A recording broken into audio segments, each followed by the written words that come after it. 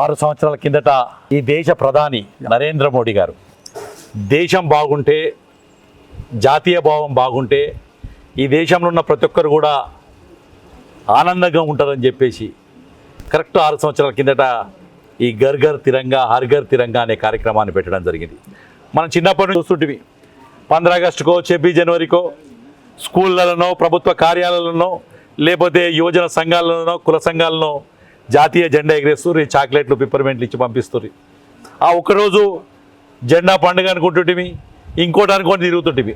మళ్ళీ సాయంత్రం కాగానే ఆ జెండా తీసేస్తుంది. చాలామంది కూడా ఇది తమ డ్యూటీ అనే ఫీల్ అవుతుంది. కానీ నిజమైన దేశభక్తి అంటే దేశంలో ఉన్న ప్రతి ఒక్కరు కూడా ఈ భారతదేశం మీద ప్రేమతో ఉండాలి. ఇవాళ ఎందుకు ఈ మాట చెప్పాడంటే, మనం ఆఫ్ఘనిస్తాన్ చూసినాం, బంగ్లాదేశ్ చూసినాం, పక్కపొంటి పాకిస్తాన్ చూస్తున్నాం, నేపాల్ చూసినాం, లేకపోతే టర్కీ చూసినాం, లేకపోతే సిరియా చూస్తున్నాం. ఎన్నో దేశాలు, ప్రపంచంలో చాలా దేశాలు దేశభక్తి లేకపోవడం వల్ల, ఆ దేశం మీద ప్రేమ లేకపోవడం వల్ల ఆ దేశం విచ్ఛిన్నమైపోతుంది. ఆఫ్ఘనిస్తాన్లో 100 కోట్లు సంపాదించుకున్న వాళ్ళు రాత్రికి ప్రభుత్వం మారితే పిల్లల్ని చేలలో మోసుకుంటూ వచ్చి ఎయిర్పోర్ట్లలో అడుక్కుంటున్నారు. మమ్మల్ని వేరే దేశానికి తీసుకుపోయి మాకు ఉపాధి చేయండి, మమ్మల్ని ఇంకోటి చేయండి అని చెప్పి వాళ్ళు అడుక్కుంటున్నారు. వాళ్ళు అంటే డబ్బు ముఖ్యం కాదు, కులం ముఖ్యం కాదు, మతం ముఖ్యం కాదు, ఇక్కడ దేశం ముఖ్యం. దేశం గట్టిగా ఉంటేనే నువ్వు భారతీయుడు అయితేనే, నీ దేశం పటిష్టంగా ఉంటేనే నువ్వు గర్వంగా చెప్పగలుగుతావు. ఇవాళ నీకు పాస్పోర్ట్ ఇచ్చినా, నీకు ప్రభుత్వం ఫ్రీ పథకం ఇచ్చినా, ఏది ఇచ్చినా దేశం ఉంటేనే ఇవన్నీ వస్తాయి. లేకపోతే ఇవాళ బంగ్లాదేశ్ ప్రధానమంత్రి షేక్ హసీనా గారి పరిస్థితి ఏంది? తెల్లారిటలకి ఆమె లేదు, దేశం పారిపోయి వచ్చింది. మన అన్ని దేశాలే చూస్తున్నాం. ఇవాళ పాకిస్తాన్లో పరిస్థితి ఏంది? రొట్టె పిండి కోసం, గోధుమ పిండి కోసం రోడ్ల మీద పడి ధర్నాలు చేసే పరిస్థితికి ఏర్పడుతుంది. అంటే దేశభక్తి అనేది ముఖ్యం ఇక్కడ అన్న. దాంతోపాటు ఇవాళ ప్రపంచంలో చూసుకుంటే విశ్వగురువుగా ఇవాళ మనం భారత్ని చెప్పుకుంటా ఉన్నాం. కాకపోతే కొంతమంది ఇదంతా ఓర్వలేని కొంతమంది ఎవరైతే ఉన్నారో, కొంతమంది దుష్టశక్తులుగా మనం చెప్పుకోవాలా, వాళ్ళకి ఎందుకు ఇది కనబడట్లేదు అన్న? ఎందుకంటే ఇలా విశ్వం అంతా భారత్ని చూస్తుంది ఇలా. సో దీని గురించి అంటే మనకు కూడా తెలుసు, పంట మంచిగా వండింది అనుకో దాని మీద కీడ పురుగులు వచ్చి కూర్చుంటాయి. అట్లాగే ఈ దేశం అన్ని రకాలుగా ఇవాళ వైజ్ఞానిక పరంగా, విద్యాపరంగా, వైద్యపరంగా, ఆర్థిక పరంగా కూడా ప్రపంచంలో 4వ స్థానానికి వచ్చింది ఇవాళ జీడీపీ. అన్ని రకాలుగా భారతదేశం ముందుకెళ్తుంది. ఇలా ఏ దేశంతో నిన్న పాకిస్తాన్ దాడి చేస్తే చూశారు, మన దగ్గర ఉండే డ్రోన్ సిస్టమ్స్, మన దగ్గర ఉండే ఏదైతే యాంటీ మిసైల్స్, ఇవన్నీ కూడా ఏ రకంగా పనిచేసినాయో చూశారు. ఇలా ప్రపంచ దేశాలన్నీ భారత రక్షణ శాఖ, ఒకప్పుడు మనం పోయి వేరే దేశంలో మమ్మల్ని కాపాడేందుకు ఆయుధాలు ఇవ్వరు, కానీ వేరే దేశాలు వచ్చి వాళ్ళు మన దేశానికి అడుగుతున్నారు ఆయుధాలు ఇవ్వరు. దానికి కారణం ఏంటి అంటే, ఎప్పుడైనా సరే, ఇక్కడ కాదు ఎక్కడైనా సరే, ఒక్కడు బాగుపడుతుండంటే చూడని వాళ్ళు కొంతమంది ఉంటారు. ఇవాళ మనం చూస్తున్నాం పరిస్థితి రాజకీయంగా. వేరే రాజ్యాలలో ఏం నడుస్తుంది, వేరే దేశాల్లో ఏం నడుస్తుంది, భారతదేశంలో ఏం నడుస్తుంది. ఇలా అమెరికా టారిఫ్ విధించినా కానీ అనకకుండా జనకకుండా, సెన్సెక్స్ పడిపోకుండా, షేర్ మార్కెట్ పడిపోనీయకుండా, ప్రపంచంలో మన ఉత్పత్తుల మీద 25 నుంచి 50% టారిఫ్ విధిస్తా అని చెప్పిన, ట్యాక్స్ వేస్తామని చెప్పిన, మేము భారత రైతాంగం తరఫున, భారతీయుల తరఫున నిలబడతామని ప్రధానమంత్రి ముందుకొచ్చి చెప్పడం. ఇవాళ మనం చూస్తున్నాం, రష్యా నుంచి ఆయిల్ కొనుక్కోవడం వల్ల కొన్ని లక్షల కోట్ల రూపాయలు భారతీయులకు లాభం జరిగింది. ఇలా రష్యా నుంచి ఆయిల్ కొనుక్కోవడం వల్ల, ఇరాన్ నుంచి ఆయిల్ కొనడం వల్ల మన దేశం ముఖ్యం. ఏ తండ్రి అయినా కానీ తన పిల్లలకు ఒక దగ్గర తక్కువకు మంచి దొరుకుతుంటే రెండో దగ్గర కాస్ట్లీ, ఏ ప్రపంచంలో ఏ తండ్రి కొనడు, ఏ వ్యక్తి కొనడు, తెలుగున్న వ్యక్తి కొనడు. 2 వస్తువులు పెట్టి 2 అరటి పనులే, ఒకళ్ళు 10 రూపాయల డజన్ అమ్ముతుంటే ఒకళ్ళు 100 రూపాయల డజన్ అమ్ముతుంటే 10 రూపాయల డజనే కొంటాడు, మంచిగా కొంటాడు. అవును. కానీ 100 రూపాయలు నేను ఇక్కడ 10 రూపాయల దగ్గర కొనద్దు అని చెప్తే ఇనే పరిస్థితి లేదు. భారతదేశం కూడా, నరేంద్ర మోడీ కూడా తన పిల్లలుగా భావించి ఈ దేశ ప్రజల భవిష్యత్తే బాగుండాలన్న ఆలోచనతో ఇవాళ క్రూడ్ ఆయిల్ కానీ, లేకపోతే మన యొక్క బిజినెస్ సంబంధించిన కానీ, ఇలా అమెరికా పరిస్థితి చూస్తుంటే వాళ్ళు ఏ రకంగా అంటే, వాళ్ళకి ఏం లేదు, పాకిస్తాన్ నుంచి ఆయుధాలు కొనిపించాలి, పాకిస్తాన్ నుంచి చేయాలి, వాళ్ళ దేశం అవసరం కోసం వాళ్ళు చేసుకుంటున్నారు. కానీ మన దేశం అవసరం కోసం మనం నిలబడాలి. కాబట్టి ఇక్కడ ఉన్న ప్రతిపక్ష నాయకులు కూడా చెప్తున్నా నేను, అయ్యా మీరు ట్రంప్ ఏమన్నాడు, పాకిస్తాన్ వాడు ఏమన్నాడు, ఇది కాదు ముఖ్యం, భారతీయులు ఏమంటున్నారు అన్న. దాంతోపాటు ఈ తిరంగ ర్యాలీ అనగానే ఎవ్రీ ఇయర్ మనం చూస్తున్నాం, కుల మతాలకు అతీతంగా, దాంతోపాటు పార్టీలను ఇక్కడ పక్కన పెట్టేసి ప్రతి ఒక్కరు దీంట్లో పార్టిసిపేట్ కావాలని మనం అనుకుంటున్నాం. కాకపోతే ఎవ్రీ ఇయర్ చూస్తే ఓన్లీ బీజేపీ కార్యకర్తలు, బీజేపీ ప్రజాప్రతినిధులు ఎవరైతే ఉన్నారో కమలం పూలు శ్రేణులు మాత్రమే దీంట్లో కనబడడం అనేది ప్రతిసారి ఒక క్వశ్చన్ మార్క్ ఇట్లా రేజ్ చేస్తూనే ఉంది. అంటే వేరే పార్టీ వాళ్ళు ఎందుకు దీంట్లో మమేకమై మనమంతా కూడా దేశభక్తి విషయంలో అందరం కూడా యూనిటీగా ఉండాలనే ఎందుకు రావట్లేదు అనేది చాలా మందికి ఉంది క్వశ్చన్. తెలుగు చదివినోడికి, తెలుగు మీడియం చదివినోడికి, ఉర్దూ మీడియం చదివినోడికి ఇంగ్లీష్ రాదు, వాస్తవంగా ఇంగ్లీష్ రాదు. అలాగే మిగతా పార్టీ రాజకీయాలకి ఏంటంటే భారతీయ జనతా పార్టీ రాజకీయ వ్యవస్థ మొదట దేశం అని చెప్పింది, తర్వాత పార్టీ అన్నది, చివరికి నువ్వు అని చెప్పింది. కానీ మిగతా పార్టీలు ఏం చెప్తాయి? ఇవాళ టీఆర్ఎస్ పార్టీ తీసుకుందాం, లేకపోతే కాంగ్రెస్ పార్టీ తీసుకుందాం. కాంగ్రెస్ పార్టీ ఏమంటది? మన నాయకుడు ఎవడు? రాహుల్ గాంధీ. మన తల్లి ఎవరు? సోనియా గాంధీ. వాళ్ళెవరు? రాజీవ్ గాంధీ. వాళ్ళెవరు? ఇందిరాగాంధీ. వాళ్ళెవరు? జవహర్లాల్ నెహ్రూ. ఇది చెప్తుంది వాళ్ళు. ఫస్ట్ వాళ్ళని ప్రధానమంత్రి ఏదైనా సీట్లో కూర్చోబెట్టురు వాళ్ళను. ఇలా ముఖ్యమంత్రులు కూడా పోయి వాళ్ళ దగ్గర సూట్ కేసులు ఇవ్వాలి, వాళ్ళ దగ్గర చేయాలి, వాళ్ళని బతికిరి. గాంధీ పరివారం ఏదైతే దొంగ గాంధీ పరివారం ఉందో గాంధీ పరివారం బతికించు అని కాంగ్రెస్ చెప్తుంది. అదే టీఆర్ఎస్ పార్టీ చూడండి, కేసీఆరో, కేటీఆరో, లేకపోతే హరీష్ రావో, లేకపోతే కవితారావో, లేకపోతే సంతోష్ రావో, వీళ్ళని బతికించిన తర్వాత పార్టీ బతికిమంటది. పార్టీ బతికించినాక ఇది చేయమంటది, దేశం అంట. చివరికి భారతీయ జనతా పార్టీ ఫస్ట్ దేశం, తర్వాత పార్టీ, చివరిగా నరేంద్ర మోడీ. మా సిద్ధాంతమే, మా ప్రధానమంత్రి అభ్యర్థి అయినా కానీ మొదట భారతదేశం, దాని తర్వాత మా పార్టీ, దాని తర్వాత చివరిగానే నరేంద్ర మోడీ కానీ ఒక కార్యకర్త కానీ భారతీయుడు కానీ. అందుకోసం మాకు ఎప్పుడు కూడా జై శ్రీరామ్ అన్న, భారత్ మాతా కన్నా మేము భయపడేది లేదు, మేము వెనుకకు వచ్చేది లేదు. ఇది భారతీయ జనతా పార్టీ మూల సిద్ధాంతం. ఇది దాంతోపాటు దినేష్ కులచారి గారు ఒక ఇంటర్వ్యూలో కనిపిస్తున్నారంటే చాలామంది మీ రూరల్ నియోజకవర్గ ప్రజలు ఎవరైతే ఉన్నారో, ఇల్లు లేని నిరుపేదలు చాలామందికి ఇట్లా ఉత్సాహంగా ఉన్నారు. దాంతోపాటు వెయిటింగ్ చేస్తూ ఉన్నారు. ఆగస్ట్ 15th రోజు దినేష్ కులచారి గారు మాట ఇవ్వడం జరిగింది, పాల ప్యాకెట్ తెచ్చి ఖచ్చితంగా మేము పాలు వంగించి మరి డబుల్ బెడ్రూమ్ ఇళ్ళకి మేము వెళ్తాము, ఎవరైతే నిరుపేద వాళ్ళు ఎవరైతే ఉన్నారో, ఒక ఇల్లు లేని వాళ్ళందరికీ కూడా మేము చేస్తామని చెప్పేసి మీరు మాట ఇచ్చారు. మరి ఈ 2 రోజులలో మీరు ఏమైనా చేయబోతా ఉన్నారా అనే చాలా మంది క్వశ్చన్ ఉంది. నేను స్పష్టంగా ఆ రోజు కూడా చెప్పిన, ఆగస్టు 15వ తారీఖు నుంచి ఈ జిల్లాలో ఎక్కడెక్కడైతే ఇందిరమ్మ ఇళ్ళ పేరు మీద, లేకపోతే డబుల్ బెడ్రూమ్ ఇళ్ళ పేరు మీద కార్యక్రమం చేపట్టారో ప్రతి దగ్గరికి వెళ్ళి పేదవాళ్ళ, విలేజ్లో పేదవాళ్ళను కూడా, ఎవరైతే గరీబోళ్ళు ఉంటారో ఆ ప్రాంతంలో, ఇల్లు లేని నిరుపేదలు ఉంటారో వాళ్ళందరూ తీసుకుపోయి మేము ఇస్తామని చెప్పినాం. ఆల్రెడీ ప్రభుత్వం మొన్ననే ఏదైతే మనం వెళ్ళిన ఇందిరమ్మ ఇళ్ళది కొంచెం లిస్ట్ ఫైనల్ చేసిందట.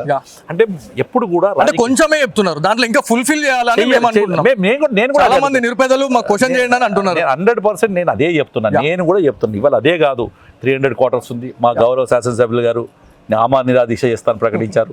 నేను చెప్తున్నాను, నేను నా దగ్గర కాలూరు ఖానాపూర్ ఉంది, కానాపూర్ వెళ్తాను నేను. అలాగే మా దగ్గర ఇందల్వాయిలో ఉంది, డిచ్పెల్లో ప్రాంతంలో ఉన్నాయి, నడిపెల్లిలో ఉన్నాయి, ఈడ నాలికల్లో ఉన్నాయి, దాంతోపాటు సిరికొండలో ఉన్నాయి. ఎన్ని దగ్గరున్నా, ప్రతి దగ్గర ఉన్నా కానీ దరిపెల్లి మీది ఏ ప్రాంతమైనా కానీ ఎక్కడైతే కట్టకుంటున్నారో అక్కడ పోయి, ఎవరైతే వర్షాకాలం ఉంది పేదలు ఉన్నారు వాళ్ళనే పోయి కూర్చోబెడదాం. ప్రభుత్వంకి ఇచ్చాం, టైం ఇచ్చాం. కొత్తగా కలెక్టర్ గారు వచ్చారు, ఆ పాత కలెక్టర్ గారు నేను చేస్తా అన్నాడు, ప్రయత్నం చేశాడు. ఆయన కొత్త కలెక్టర్ గారు వచ్చారు, మరి ఈయన ఏం చేశాడో అనేది చెప్పాల్సిన అవసరం ఉంది. నేను కూడా ప్రభుత్వ అధికారులకు విజ్ఞప్తి చేస్తున్నాను, ఇంకా 2 రోజుల సమయం ఉంది. ఇలా 12, 13, 14 2 రోజుల సమయం ఉంది. 15వ తారీఖు నాడు ఇక్కడ జాతీయ జెండా ఎగరేసుకొని నేను ఆడ జాతీయ జెండా ఎగరేస్తాను, ఆడ జాతీయ జెండా ఎగరేస్తాను. అంటే మీరు మాట ఇచ్చిన తర్వాత మీరు డైరెక్ట్ ఒక గవర్నమెంట్కి యాంటీగా అనొచ్చు, లేకపోతే ఢీకొనడానికి మీరు ఎదురుగా పోతా ఉన్నారు. వెయిట్ ఎంత పడి ఉండొచ్చు ప్రభుత్వం పైన? సెలక్షన్ అయింది కదా ఇప్పుడు. నేను అన్న ఇళ్ళల్లా ఎవరిని తీసుకొచ్చి దొరకొడుతున్నావు అని చెప్పేసి ఎవరినో ఒకరు దొరకొట్టిరు. ఆడికి ఎమ్మెల్యే పోయిండు, కలెక్టర్ పోయిండు, మనం పోయిన తర్వాత అంతకుముందు పోయిరా లేదండి. మనం అడుగుపెట్టిన తర్వాతనే, మనం అనౌన్స్ చేసిన తర్వాతనే, మీడియా అంతా అక్కడ ఉన్న దుస్థితిని తీసుకొచ్చి చూపించిన తర్వాతనే అక్కడ స్థానిక జిల్లా కలెక్టర్ గారు వెళ్ళారు, అలాగే అధికారులు వెళ్ళారు, స్థానిక శాసనసభ్యుడు కూడా ఎన్నడూ గుర్తురాలి 19 నెలల గుర్తురాని స్పాటు ఆయనకి ఇవాళ గుర్తు. అంటే మీరు ఇంత అంటే ఇక వాళ్ళు నిద్రలు ఉన్నారా లేదా అనేది పక్కన పెడితే, అంటే మీరు పోయిన తర్వాత ఇంత రెస్పాండ్ కావడానికి గల కారణం ఏంటంటే మీరు ఏదైతే చేస్తూ ఉన్నారో, ఏదైతే మొన్న కొలిపాక్ గ్రామం వెళ్ళారు, ఆడ కూడా ఒక మంచి రెస్పాన్స్ వచ్చింది, ఒక ధైర్యం ఇచ్చేసి వచ్చారు. దాంతోపాటు ఒక 2 నెలల కిందనే ఈ మాటలన్నీ మీరు అక్కడ మాట్లాడడం జరిగింది, ప్రెస్ మీట్ పెట్టడం జరిగింది. సో దాంతోపాటు ఈ ఒక్క నియోజకవర్గమే కాదండి, ఓవరాల్ తెలంగాణలో ఉన్న ప్రతి నియోజకవర్గంలో, ప్రతి ఒక్క గ్రామంలో ఇట్లాంటి సమస్యలు ఉన్నాయి. దాంతోపాటు మెయిన్గా కాంగ్రెస్ కార్యకర్తలకు మాత్రమే డబుల్ ఏవైతే మనకి ఇంద్రం ఇండ్లు ఇస్తున్నారో అనేది కూడా కొంత వస్తుంది, అది మీ దగ్గర కూడా రావచ్చు ఐ థింక్. సో దీనికి ఏం చెప్తారు? ఇందిరమ్మ ఇల్లు అని పేరు పెట్టారు. ఎన్ని లక్షలు ఇస్తున్నామని చెప్తలేరు వాళ్ళకి. రెండోది, అందులో 2 ఫామ్స్ నింపుతున్నారు అధికారులు. ఒకటి ప్రధానమంత్రి గ్రామీణ ఆవాస్ యోజన కింద, ప్రధానమంత్రి గ్రామీణ ఆవాస్ యోజన కింద ఒక ఫామ్ నింపుతున్నారు, ఆ బయట పెడతలేరు ఆ ఫామ్. రెండోది ఇందిరమ్మ కింద నింపుతున్నారు. ఎందుకంటే కేంద్ర ప్రభుత్వం ఒక గైడ్లైన్స్ ఇచ్చింది.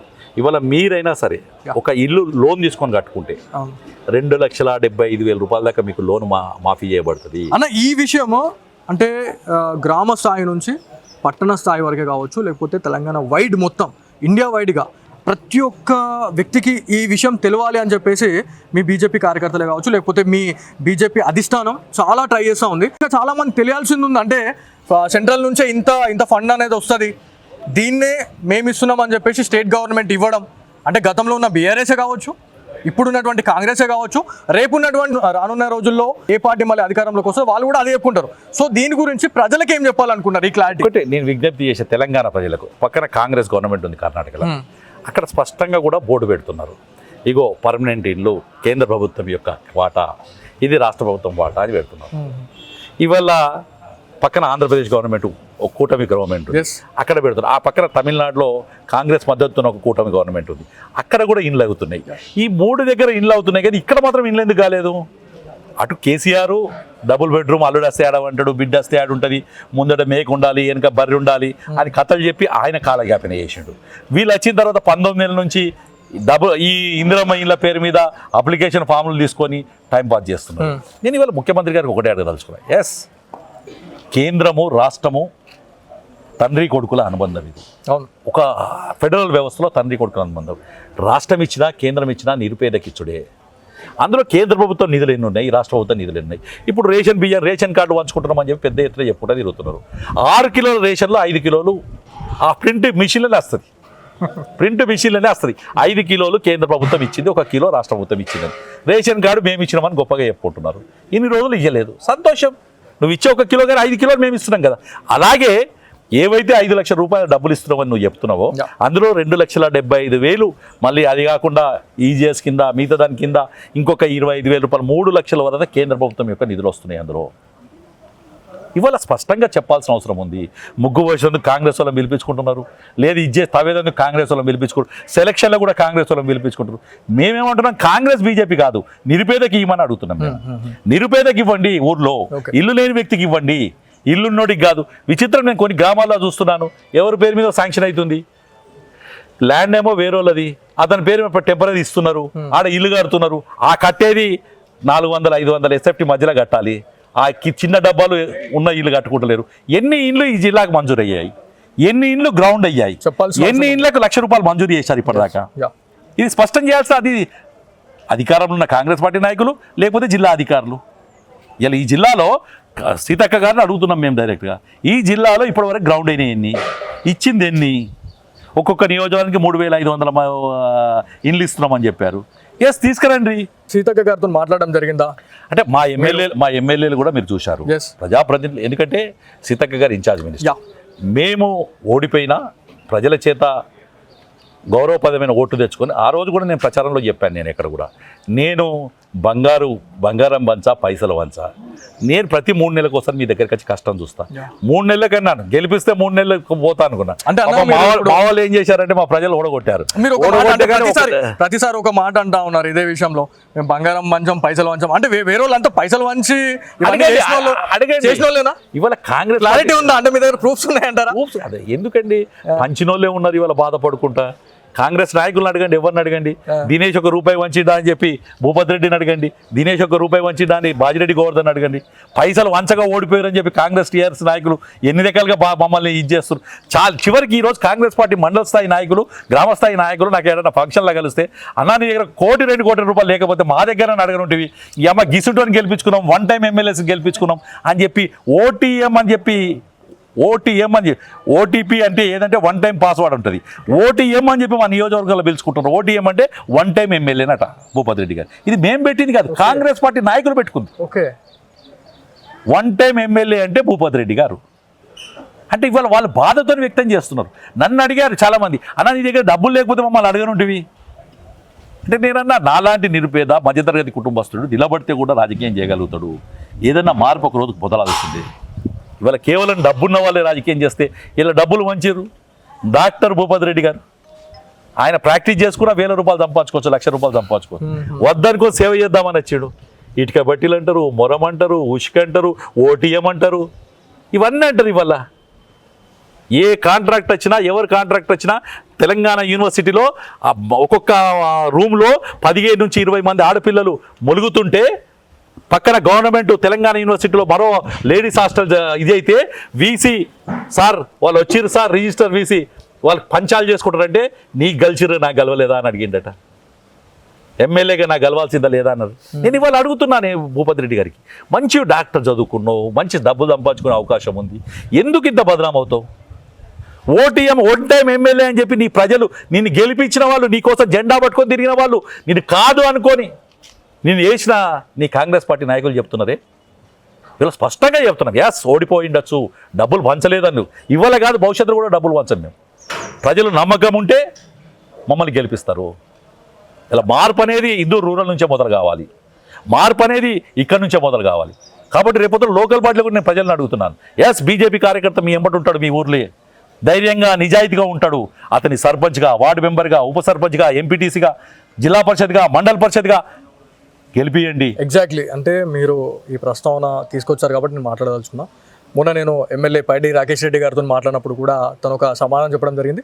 చాలామంది ఎక్సైటెడ్గా ఉన్నారు, ఎప్పుడెప్పుడు స్థానిక సంస్థల ఎన్నికలు వస్తాయి, దాంతోపాటు ఎప్పుడెప్పుడు మేము గద్దె మీద ఎక్కి కూర్చుందాం అని చెప్పేసి బీజేపీ నాయకులే కావచ్చు, బీజేపీ కార్యకర్తలు, మెయిన్గా నాయకులు ప్రజాప్రతినిధులు అందరినీ పక్కన పెడితే కార్యకర్తలు చాలామంది చాలా మనకి ఉత్సాహంగా ఉన్నారు అని చెప్పి తెలుస్తూ ఉంది. సత్తా ఎలా చాటబోతా ఉన్నారు ఈ ఉత్తర తెలంగాణ జిల్లాలోని ఈ నార్త్ డిస్ట్రిక్ట్స్ ఏవైతే ఉన్నాయో, ఎట్లా ఉంది గాలి? అంటే ఈ 13 జిల్లాలు, పాత 4 జిల్లాలు, 13 జిల్లాల్లో భారతీయ జనతా పార్టీ 100% మెజార్టీ సీట్లు మేము సాధిస్తాం. ముఖ్యంగా నేను బయట చెప్పే ముందు ఇందూరు జిల్లా గురించి చెప్తాను. ఈ ఇందూరు జిల్లా మా ధరంపురి అరవింద్ గారి నాయకత్వంలో, మా రాకేష్ రెడ్డి గారు, ధన్పాల్ సూర్యనారాయణ గారు, మిగతా వాళ్ళందరం కూడా కలిసికట్టుగా మా లక్ష్యం ఏంటి అంటే ఒక కాషాయ కండుగ కప్పుకున్న నిజాయితీ పరుడు అని నేను ప్రతిసారి ఎందుకంటా అంటే ధరంపురి అరవింద్ గారు 6 సంవత్సరాల కిందట ఎంపీ అయ్యారు. అలాగే రాకేష్ రెడ్డి గారు 20 నెలలు, సూర్యనారాయణ గుప్తా గారు 20 నెలలు అయింది. ఒక చిన్న అవినీతి ఆరోపణ 20 నెలల కిందట భూపతి రెడ్డి గారు అయ్యారు, 20 నెలల కిందట సుదర్శన్ రెడ్డి గారు అయ్యారు. వాళ్ళ బతుకులు చూడండి, వాళ్ళ పరిస్థితి చూడండి, వాళ్ళ పార్టీ నాయకులు కార్యకర్తలను అడగని చెప్తారు. మేము అంటలేం. ఇలా రాకేష్ రెడ్డి మీద కానీ, సూర్యనారాయణ గుప్తా గారిని కానీ, మా ఎంపీ అరవింద్ గారి మీద కానీ చిన్న అవినీతి ఆరోపణ ఉందా? ఒక్కొక్క దగ్గర రూపాయి తిన్నారని ఆరోపణ ఉందా?